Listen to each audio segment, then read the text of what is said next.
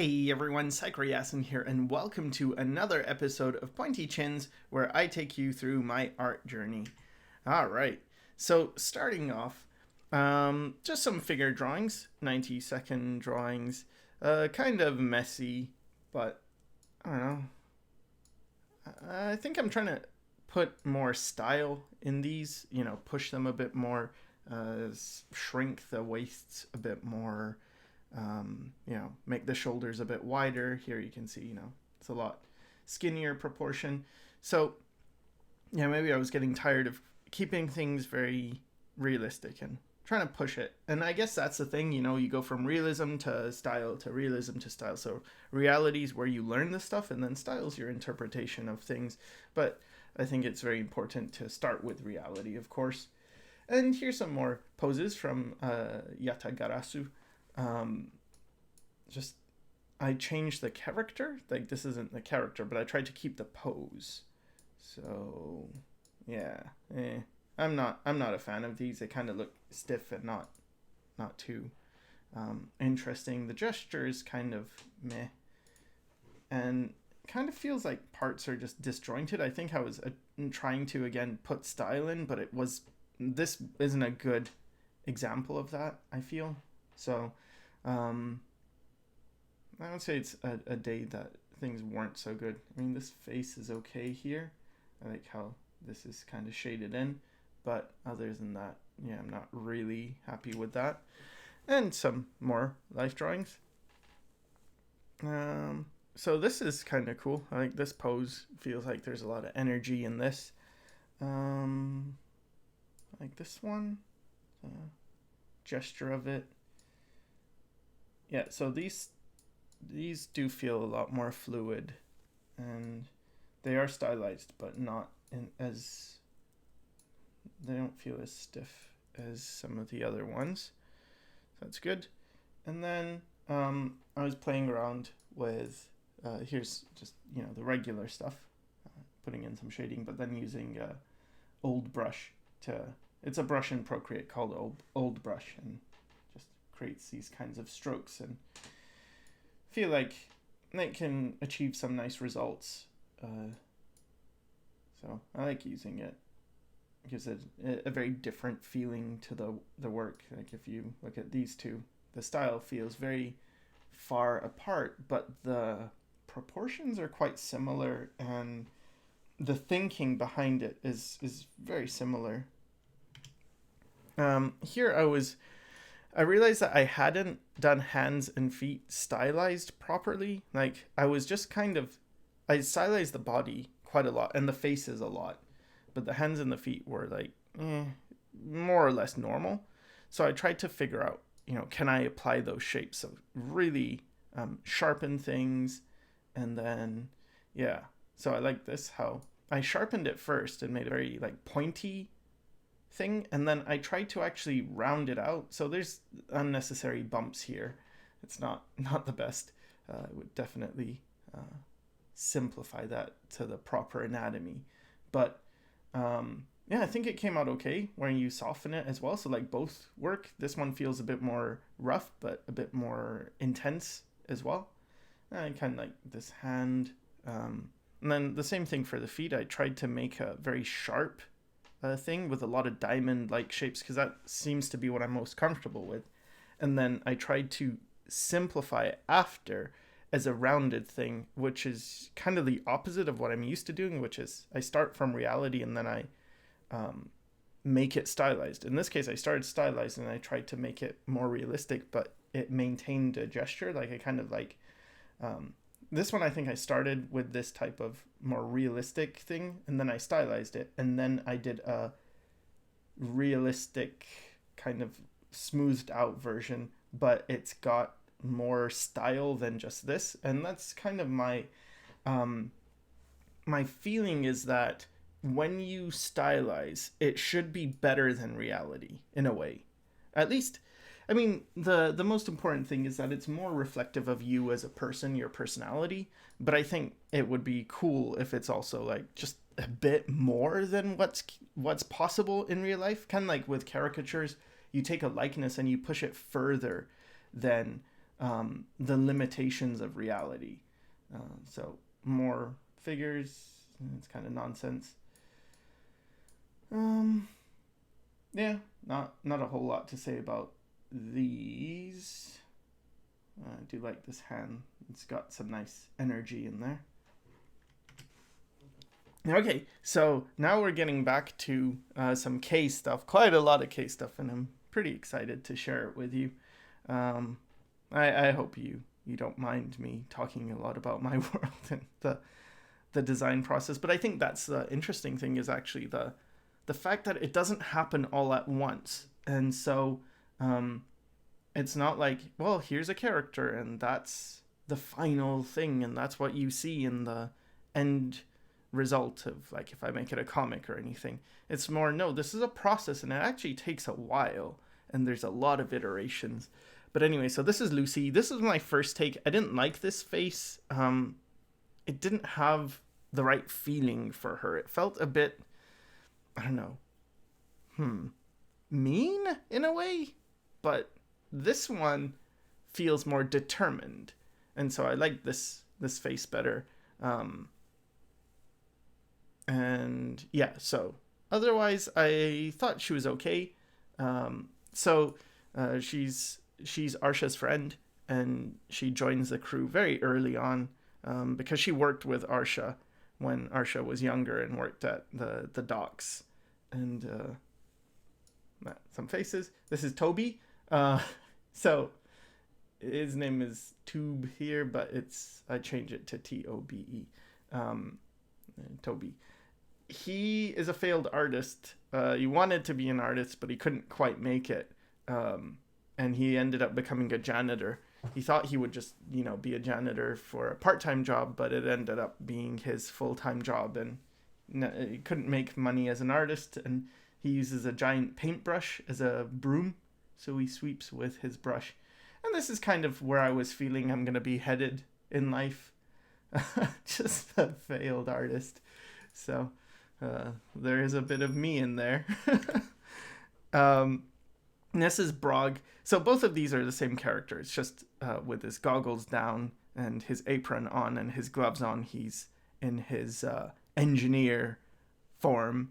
And basically, I figure he's also from the docks. Most of the people Arsha initially hires are from the docks. They're very kind of rough people. They're weird, eccentric, and he's that type. And she can't afford a big crew, but so her guy is having to perform multiple jobs as the helmsman and an engineer. And he kind of fixes everything. Things still break down a ton, and so he's always busy somewhere doing something. This is Flan. I think of her, she's also a helmsman. She kind of takes over for him, or they work side by side. I think she doesn't say much. The way I have her pictured is kind of like a person who would be an immigrant who English isn't their first language. Maybe when they speak English, they get a lot of grammatical mistakes, and because of that, they're a bit self-conscious, and so they choose not to say too many words. But they're still nice, and that's what I think of her. But also a bit open to, because you don't really know much, I figure there's ways of playing around with a character than making them do perhaps unexpected things. More figure drawing. These are looking okay. Okay, this one doesn't, but this one's kind of nice. This one's pretty nice. I like the energy in this. So, starting to get better, at least. I hope. I mean, who knows? It feels like with progress, it's such an up and down. It's like you're going up and down, up and down, up and down. And in the long run, yeah, you're making progress, but it doesn't feel that way in the short run. So here's Arsha. So Arsha was there pretty much from the beginning since I created K. Or Space Waitress K. Arsha was probably the second character I made. And as the story has developed, she's developed as well. So now she is the aunt of K, and K calls her Auntie Arsha. And her sister was K's mom. So She talks like this, and she has a very raspy voice, but she's a pretty nice person as a whole. She really cares about Kay a lot, and she makes sure bad stuff doesn't happen to Kay. But she also knows, like, she's had a rough time. She grew up. Well, there's a whole backstory to her, which I don't want to spoil everything. But she worked at the docks and really was very self-sufficient and learned to be successful really the hard way and worked very hard. So she also knows that people need struggle to develop. They need challenges. So although she is very protective over Kay, she also understands that Kay needs to make her own mistakes and screw up. So in those ways, she's quite good, but she's also not so approachable and maybe not the type of person you could easily confide your secrets to, because she's the type who's very busy. She's got a lot to do, a lot on her plate, and so you don't really want to come to her with your problems because you're just adding problems that she has so many problems already to deal with. So yeah, I think that's good anyway to think about characters. And one of the things that really helped me develop the characters, and I didn't I just started doing this, and then I realized this is probably one of the best ways of writing characters. But it is to, instead of writing the character themselves, write the character's parents. So figure out the backstory of the parents, and then under what circumstances did they have this kid who is the character? How did they raise them? And then you'll end up knowing a lot about the character themselves. So doing the backstory of Arsha really was helpful, because I got to find out, well, okay, so Arsha's Kay's mom's sister. So what was Kay's mom like? And what was that story? And in finding that out, it was like, oh, that would leave a mark on Kay's personality. And that would make Arsha like this and like that. So I guess that's a secret I'll give you. A tip, perhaps, is a better word, that if you want to create interesting characters, figure out who their parents are and what their story is. Okay, so here's Bishop Bagram. He's one of the villains. He's an Evangelical, and that's what the symbol is. And he has like tentacle arms. He's got tentacle feet as well, but they wear these sandal things. Like all the tentacle creatures tend to wear shoes, which is unnecessary, but they want to be civilized. And yeah, you can tell from his personality, he's not exactly a nice, or from his look, he doesn't look like a very good person. But yeah, I'd like to make him an interesting character, kind of like gross. This is Kitty Clack. I don't really like the ears, but the rest is okay. She's just like, a news reporter on basic cable news type reporter, and a journalist and whatever.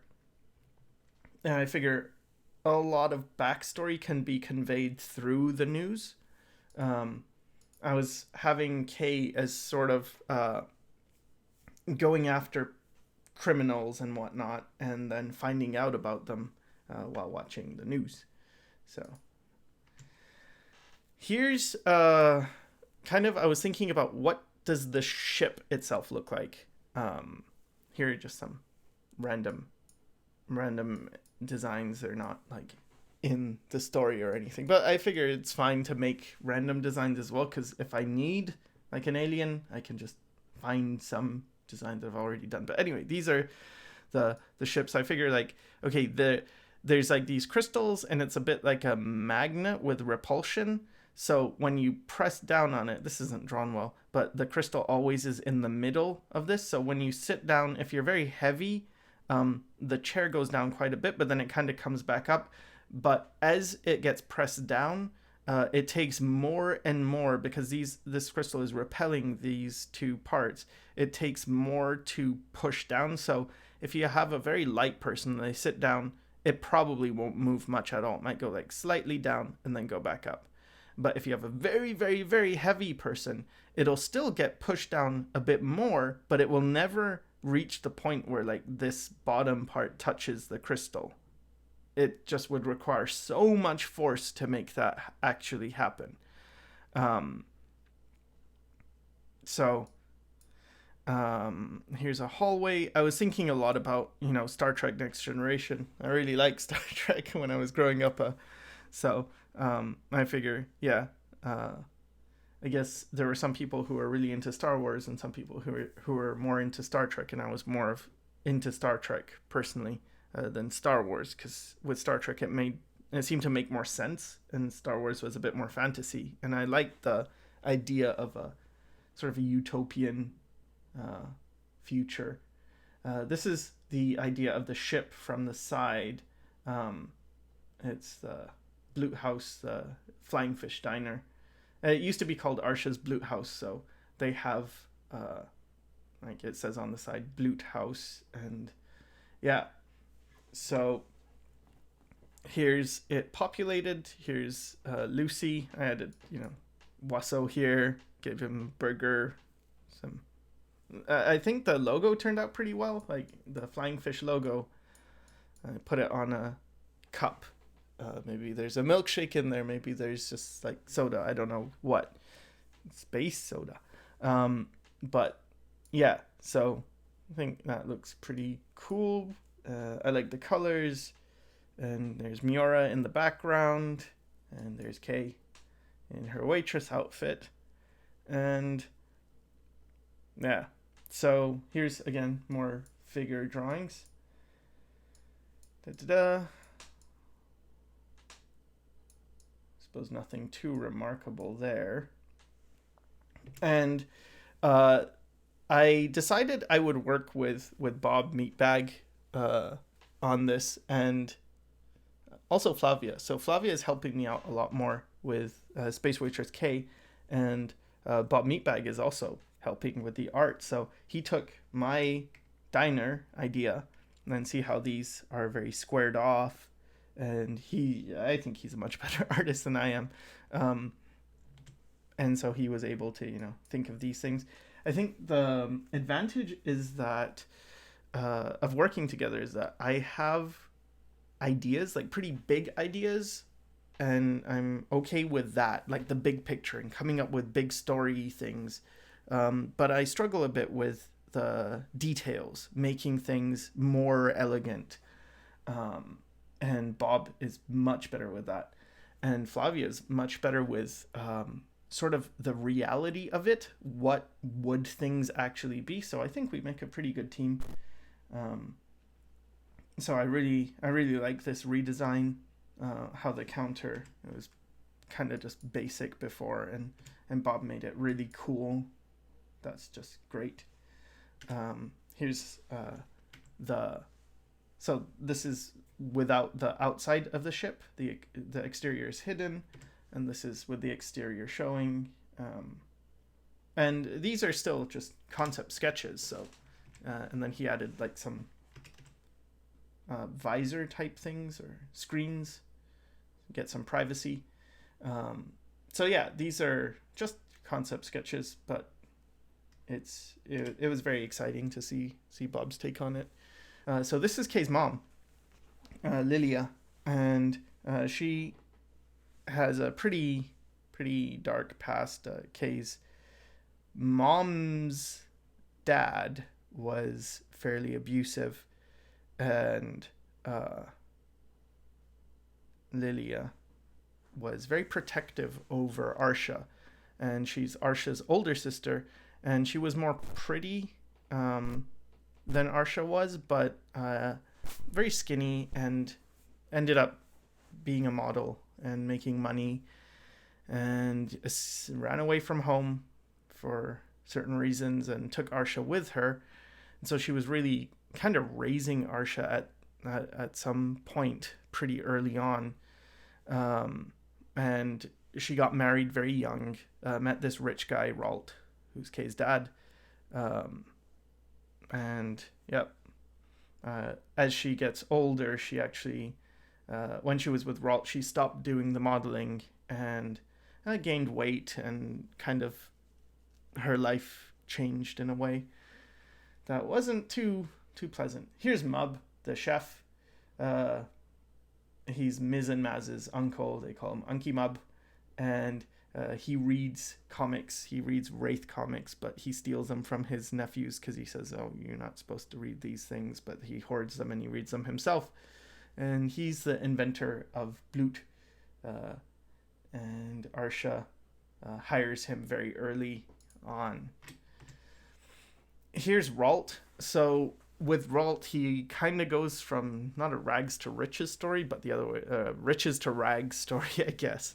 And he starts out suave, and I wanted to make kind of a pretentious, douchey type character, but looking rich. So I added these reds because I felt like it looks like, well, you've got to be pretty confident to pull that off, to think you look okay in that. And I figure he has a pretty crappy life. He changes his name to Garmin because he's wanted for stuff that he does. Here's Kitty Clack. I wanted to revisit her and fix her ears. I prefer her ears like this because I wasn't happy with her before, and also because I cut her off at the waist because she was behind her news desk. I had to draw what she looked like in the full view. Suppose this is a furry. Would you? I guess you would categorize it as a furry. So I thought, yeah, okay. So if she's gonna wear heels, well, if you're an animal, your foot is different than a human, so the heel would have to be very tall. And then she has her tail, and then yeah, so very long torso. I was thinking about like cats and how long their torsos are. So that's her. Only on NTV. That's a news television. I wanted to design it kind of like some advertisement. I don't know if I did a good job. More figure drawings. I find that it's very helpful doing these figure drawings. Having just a warm-up, getting anatomy stuff and practicing getting shapes down. So this is Eradicus. He's, if you recall Kay's ship, the Sparrow, he's the original owner, and he's just a jerk. He's also an Arangelical, and he has horns, and he has platform shoes because he's really short, but he's a mob boss, so he wants to seem like he's cool, and it's just, yeah, I'm the best, yeah. Now, what's this shop? Wearing bright colors as well. I feel like I managed to get his douchiness across. So, this is the symbol of the Church of Aaron Jesus. So Aaron Jesus is, if you can decipher it, pray to Aaron Jesus. He's a god who was once mortal, and he had an APM exceeding 9,000, which is just what people say. It's not true. But anyway, the followers of Aaron Jesus pray to him to help reduce lag in their life, any latency issues. And the followers, as I've said, they're called Arangelicals, and they believe they'll reach the divine server. So I was kind of thinking of like a Korean pro gamer when I was designing this, and it's basically a religion that is based quite a lot off of gaming type things, praying to Orange Jesus, and it's just whatever. Maybe I'll develop it so it's not so stupid, but right now it's a very simple idea, and it's good in my opinion to start with very simple ideas and then to let them transform into more complicated things.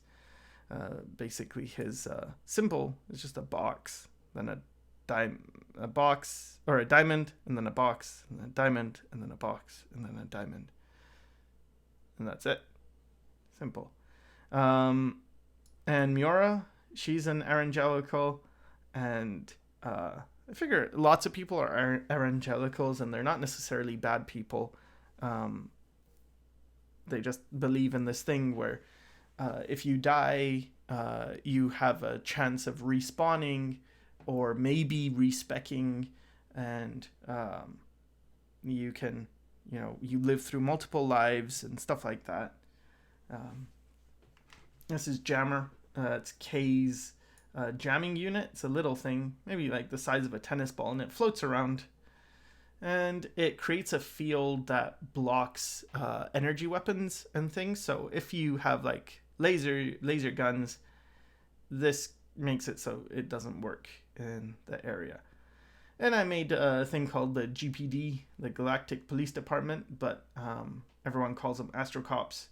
And the Astrocops, this is what I figured they might look like. Of course, it would be different species of Astrocop, but the uniform is kind of like this. And I kind of based it off the London police with their, I guess lots of the police have that neon greenish or yellowish vest. And yep, I wanted to make them look kind of derpy so that the mob people are lame and the cops are lame.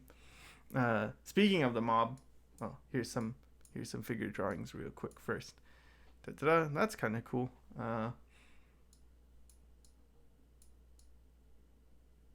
Yeah, gesture.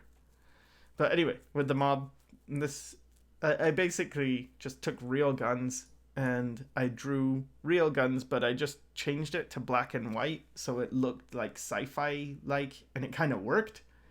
So that was interesting. They'll shoot like laser stuff, but it's just a revolver.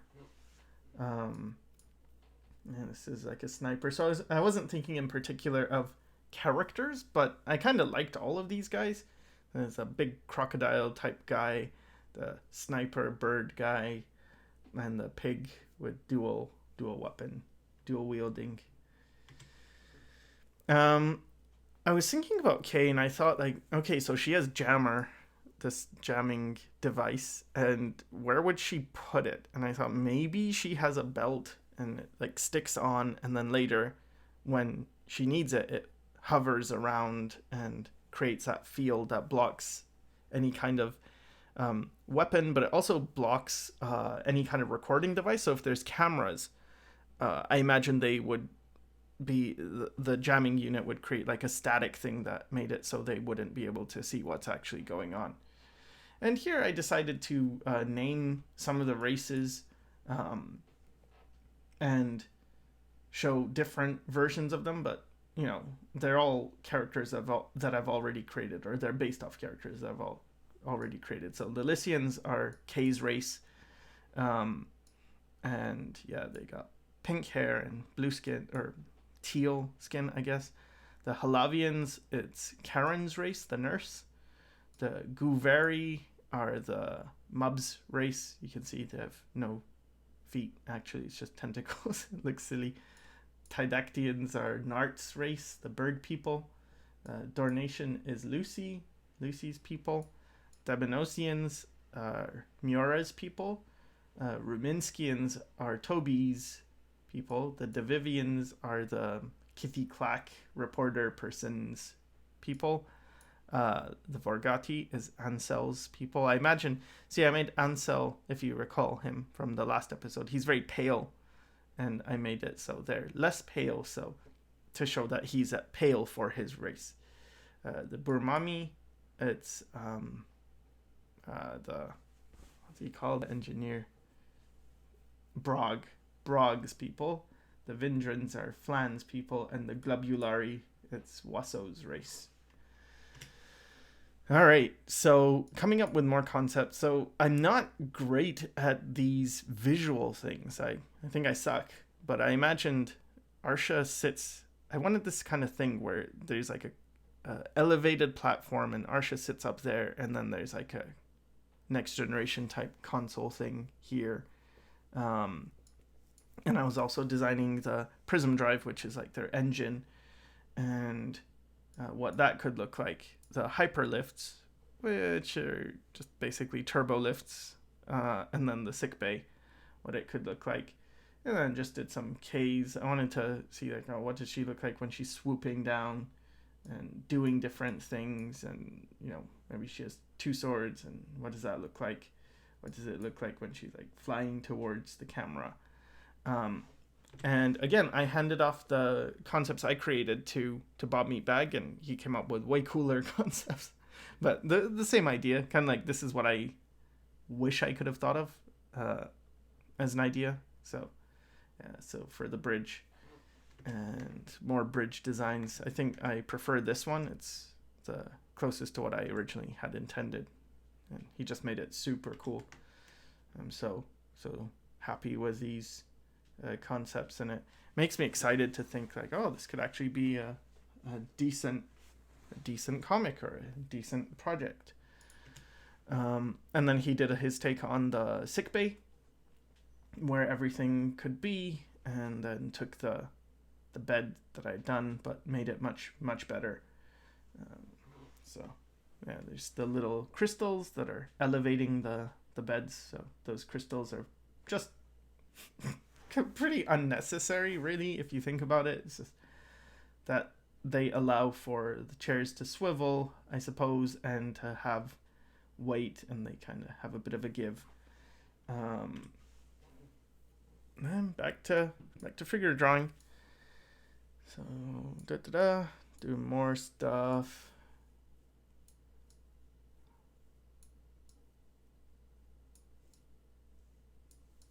So each one takes about 70 seconds to do, and then 20 seconds is taken up by making a new layer, scaling the person, making a new layer, putting them into position, and then making another layer and getting the page back at the right size, and then so here at first I'm just doing normal drawings, but then I tried using a brush called dry ink, and it created kind of an interesting thing. So first I made this little sketch, and this one is like the traced over one, but with the dry ink, it kind of works, I think. Of course, I've got a long way to go in terms of getting better with it, but I think the lines are okay. It gives at least some line width, which is usually missing. Again, here's the sketch, and then here's like a more finished version, and the sketch in the more finished version. And then another dry ink person. And then here's just some ideas for Kay's different forms. So there's the huntress form when she's hunting for Bloot, the waitress form, and all these are subject to change, of course. It's just a matter of, well, this is another pass, and there's going to be tons of passes, I imagine, before I finally get down to, okay, this is definitely good and it works completely.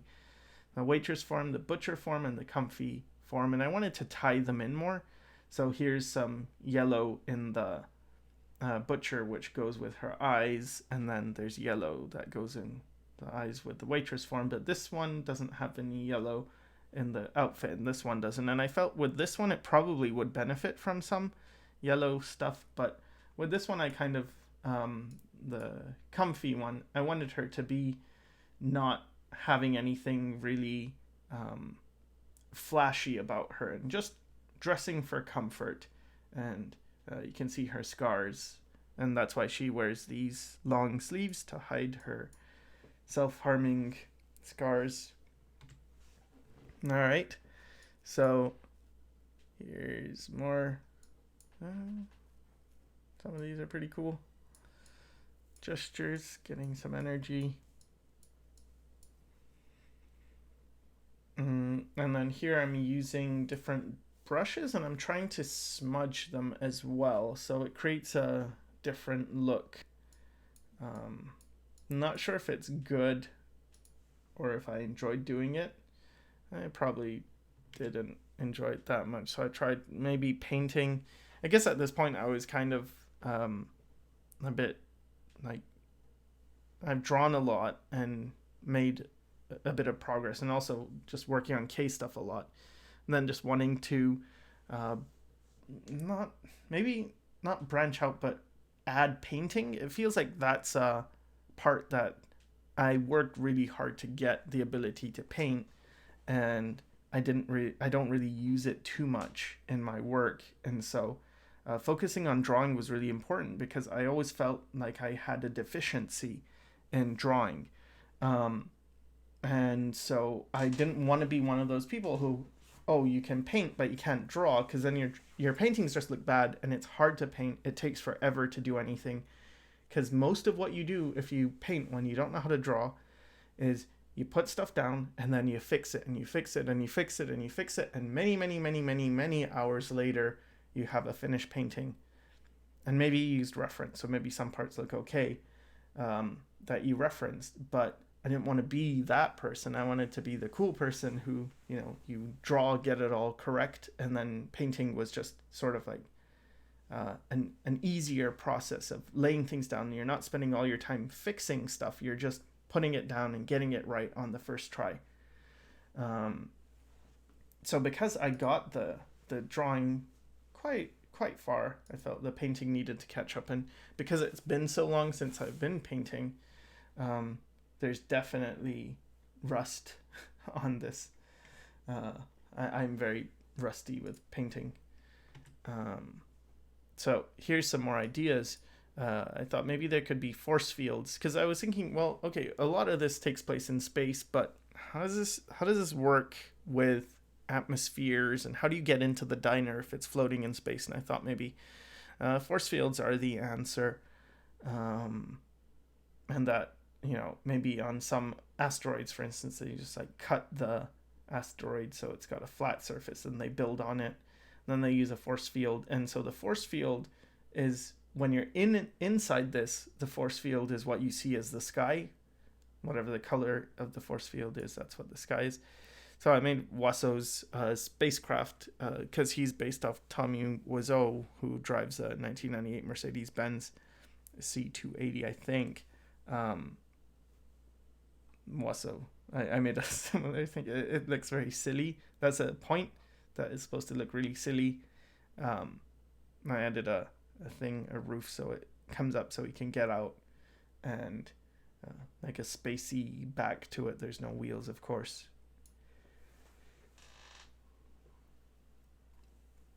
And here I'm going back to the painting thing, trying to do different painting styles and see, I spent a long time painting, so trying to remember stuff and, what can I do? Here's Lardavar Mufflin, who's Bishop Bogram's lawyer, and I figure he might have other positions, but I just wanted to make someone who looks kind of interesting and shady, but kind of he's looking out for himself above all else, even though he tries to do right by his clients in a way, but his clients are usually mobsters, or just no morality, no real ethics, and trying to make a quick buck any way he can. Here I was thinking of, well, maybe I need to do studies from life, because painting from life is a thing, right? That's important. So I woke up and I tried to do a study. I think my eyes weren't really adjusted and the lighting was weird. But then a few hours later, I wanted to do the exact same study, but with different lighting. So this is all natural light and this is artificial light. And I really wish I could learn stuff. Like I wish I had the answer of like, oh yeah, and I learned all this. I did these studies and I learned stuff. But I feel like for me, most of the time I don't feel like I learn anything. And maybe I'm sure I'm doing this wrong. I'm approaching the studies wrong or something, because I have a hard time remembering what I learned, or maybe I'm just not doing enough studies. So back to figure drawing. So first I did a page, as usual, of just using the pencil. I think it's called HB pencil in Procreate. And then I took these and I selected some of them, and I used a dry ink brush. This one, dry ink, and I inked over it. So it's got a certain look, and it's still pretty. I'm pretty clumsy with it at this point. So I thought, well, it kind of is an interesting exercise. So let's try that more and see if I can get better with this. So with the poses, because I only have 90 seconds, I can't get any detail in the face, or there's not much I can capture, especially since I only really have 70 seconds to work with. So then when I'm fleshing it out with the dry ink, I get more time to actually think about, what am I putting down, and but I'm just inventing here. So I'm making up the faces, and anything that I didn't capture, I just have to invent it. And because of that, it actually made me remember the initial pose more, and I felt I was learning a lot more. So I feel in a way that this is one of the best ways of doing figure drawings in terms of learning stuff, because one hand, see, like with this one, it was two girls kissing, and you don't have time to put everything down. But then just starting from that and trying to flesh it out means you really have to think and remember, and what did I see, and for the stuff I don't remember, what would it look like, where do the muscles go, how does this work? And so it's sort of from imagination, but sort of from memory, and also using observation. So it's combining all of them, all of the tools you need. And I do think it's a very useful way of doing figure drawing. So first, just do figure drawings as normal, and have a time limit where you can't capture everything, and then flesh them out afterwards. Just a quick sketch thing using an old brush. And back to the figure drawing because it was useful. So, yeah, same thing, start with the regular things. So here I really wanted to get, I think the person was leaning, or holding on to something and supporting their weight. So I wanted to get that feeling across. And then I took those and I did the fleshed out versions. I think for this one, I didn't select particular ones. I just did all of them. So there's a lot more. And you can see that I'm getting a bit better, I think, with the dry ink. Able to do the hair in a nicer way, and get a bit more details down. Have a bit more subtlety, I think, anyway, in the way I'm approaching it. But these take forever. Maybe together it's like 4 hours or more. Probably more than 4 hours. Maybe 5-6 hours. So because I do this only really for Pointy Chins and for my own improvement, and I still have commissions and freelance work and students, this was really making it so I was not having much time for anything. And I was really trying hard to find time, but I wanted to, because I had all of these, I wanted to capture them all. But each one takes a lot longer to do in this form. It might take 10 to 15 minutes maybe on one of the pictures, maybe 20 minutes on some of them, and then it's like, well, there's a lot of them, so it really adds up. So I went back to the HB pencil because it is faster, and just wanting to, play around with it, do something more from imagination for a change. He's saying APIL. That's from a video of a lady teaching in India who's trying to teach kids how to spell apple, and she teaches them apple is spelled APIL. So I don't know why he's saying that.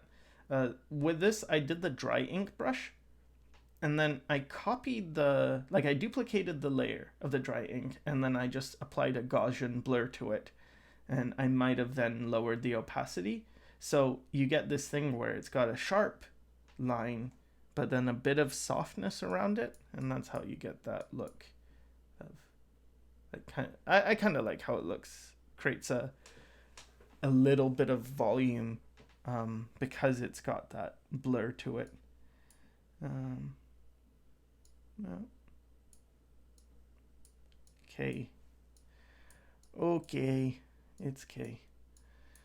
And this person breaking the page. I don't know, just nonsense pose. Kind of like the eyes, but it's a bit pushed, perhaps too much. Here I was just trying to do like concept thingies. Just a dwarf with a big hammer and guy fighting. Maybe I saw some Joe Mad stuff and then I got inspired because this looks like kind of like death. And there's Wraith, and here's a big sword guy, and these ones. It's kind of funny. Yeah, just a guy, people. All right. So, as I said, it's really helpful to learn who characters are by figuring out who their parents are and also what they were like when they were young. And so I figured, well, what was Nart like? And if you recall him, he was very buff, very strong, and kind of fashion conscious. Arsha was really in charge of herself, but very strong and hardworking, and Lucy was a bit of a flirting type person. So I thought, what were they like when they were young? Well, Nart, I imagined him as, and he's gay, and I imagined him as someone who's like putting red on their beak. I don't know if you've seen, there's a documentary and it talks about, I think it was seagulls and how they were attracted to red marks on the beaks, and they got popsicle sticks and put like 2 red lines on it, and then the seagulls went crazy for it, or whatever the animal was. I think it was seagull, but I'm not 100% sure. So I thought I'd use that. So it's kind of like lipstick, but it's just he painted the tip of his beak. And I figured at this point he is super skinny, he's kind of weak and vulnerable, and that pushes him towards wanting to be strong. So having the backstory really makes it so when I work on the character himself, as the strong Nart, I can know that he wasn't always strong. He used to be quite lanky, and maybe got bullied a lot, and he became confident and he became strong. For Arsha, she was just like a person who was a rebel. She wasn't pretty like her older sister, so she just became very butch, I guess, and rude, and she learned to work hard, but only because she wanted to kind of repay her sister and also Ralt, because Ralt is Kay's dad, and they take Arsha in, and yeah. And Lucy, I figured maybe when she was young she was okay looking, like maybe she wasn't like super pretty, but figured she'd have big breasts and she wouldn't be as fat, so that might have contributed to her getting a lot of attention, and that boosted her ego and made her think a lot about like what is important to her. Maybe it's being liked and being popular and moving up, and she's always trying to set Arsha up on dates and stuff. So yeah, here's the car that Kay has before she gets her Sparrow, her fancy car. She has this car, and Eradicus wrecks it, and it's based off a Trabi, which is a slang term. Flavia let me know about these cars called Trabant, which were made out of pressed cardboard, if you can believe it, and in communist countries they were driving these cars, so I based it off that type of car. Figured it would always break down. Brog the engineer is always having to repair things, and but I wanted it to be brightly colored and kind of friendly and cute. Like, you'd kind of like it as a car. At least I do anyway. I think it's kind of endearing, but it's very slow. It's very crappy. And so when she gets her Sparrow, it's just super fancy and modern and fast, but maybe not so charming. Maybe it doesn't have as much soul. Here is just doing some, I don't know, creatures, I suppose. I kind of like this one. And some people. Just being people. And yeah. So in the next episode, I do continue with K stuff, but also I mentioned I was getting more into painting, and I move in a pretty strong way in that direction as well. So a lot more paintings to see. So yeah, I hope it wasn't too boring watching or listening to me talking about K and the world of K. And I hope you picked up some stuff. Hope it helped. And thanks for watching.